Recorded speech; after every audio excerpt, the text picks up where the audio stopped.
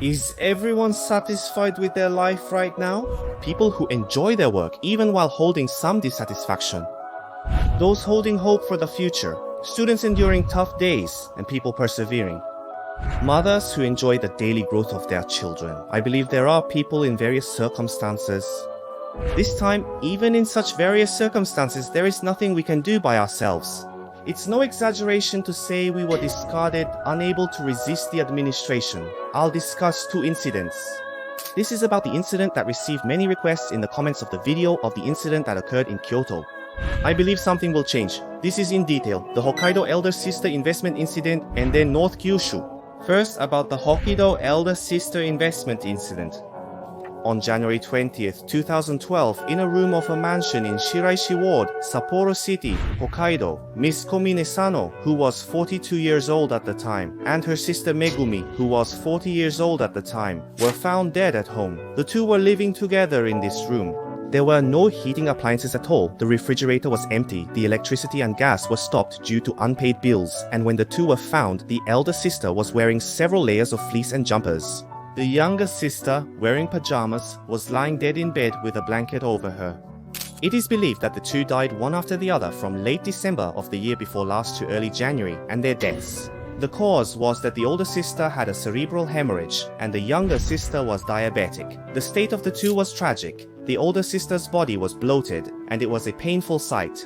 The younger sister was also diabetic, but she was emaciated like a skeleton. The younger sister's height was 5 feet 2 inches and her weight was 141 pounds, but at the time of discovery, it was down to 79 pounds. The two were struggling to this extent, and this background is cited. Both parents had already died, and there was no one to rely on. The older sister was taking care of her younger sister, who had a mental disability, all at once, but she was in poor health. The older sister was unemployed, and the two's income was the younger sister's disability pension.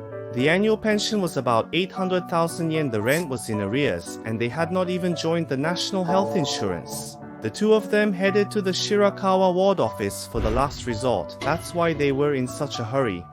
There's no money, no electricity, no gas, and nothing to eat. It's February, January in Hokkaido. The harsh cold without a heater is unimaginable. You would think that the two of them visited the ward office for the purpose of receiving welfare. Anyone would think so, but the ward office did not provide welfare to the two of them, far from it.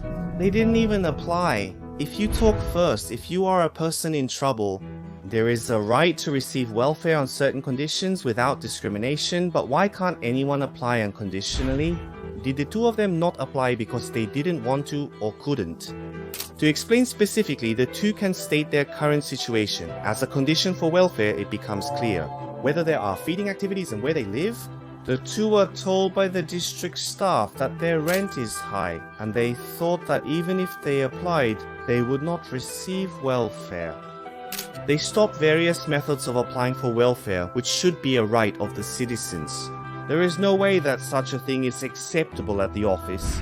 The office did not notice the two people's hardship, and as proof, when the two returned, they had dropped the money that should have been there in the first place. Emergency bread is being distributed to those receiving welfare. Understanding the hardship of the two people's lives, the Shirakawa ward office explains that the individuals did not indicate their intention to apply for welfare. No matter what anyone says, I will not allow this matter. After her older brother collapsed in the room, the sister with intellectual disabilities tried to call for help from the police and ambulance over and over again, and there is a record of her making these calls. Unfortunately, none of these calls were connected, and it's such a shame. In fact, such cases have been occurring nationwide. The incident in Kyoto, and this story too. A tragic incident also occurred in northern Kyushu. In Fukuoka Prefecture, northern Kyushu, 3 gas station attendants vanished between April and May 2006. The first incident was on April 21st. 2 cases occurred on a privately owned plot of land. The first involved a 78-year-old mother and her 49-year-old daughter. The second, on May 24th, involved a 56-year-old disabled man denied further assistance by his son. In his final year, his life came to a standstill. He was hospitalized at times due to balance issues. The city denied his welfare application, leaving him dependent on his son. The case's background is rooted in the past. Kyushu City's steel industry boomed, drawing in a large population but later declined, impacting the city. The high number of impoverished people is believed to be the cause, which aims to prevent the city's finances from being strained. In the welfare department of Kyushu City, they had set numerical targets and were suppressing the number of welfare cases, and even if they were able to receive welfare temporarily, there were cases where they were suddenly cut off. It seems that they were desperate to eat.